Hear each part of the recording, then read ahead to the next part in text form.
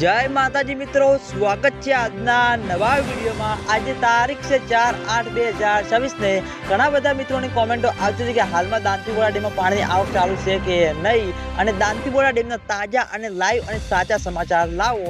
તો આજે આપણે બનાસકાંઠા જિલ્લાના જીવાદોરી સમાન ગણાતા દાંતીવાડા ડેમ ઉપર એક નજર કરીએ તો આજે તારીખ છે 4/8/2026 ને હાલમાં દાંતીવાડા ડેમની સપાટી 570 ફૂટે છે અને દાંતીવાડા ડેમની ભયાનક સપાટી 604 ફૂટ છે।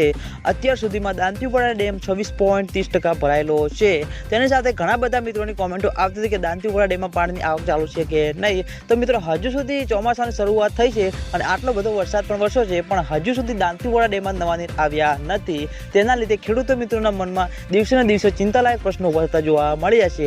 કારણ કે મિત્રો હજુ સુધી આ ચોમાસાની શરૂઆત થઈ છે, આ ચોમાસામાં મિત્રો હજુ સુધી દાંતીવાડા ડેમમાં નવા નીર નહીં આવ્યા અને દાંતીવાડા ડેમમાં પાણીની આવક નહીં શરૂ થાય તો આગામી દિવસોમાં ઘણી બધી મુશ્કેલીઓનો સામનો કરતો પડતો જોવા મળશે। એટલે ખેડૂતો મિત્રોની આશા છે કે જેમ બને તેમ ઝડપી દાંતીવાડા ડેમમાં પાણીની આવક શરૂ થાય।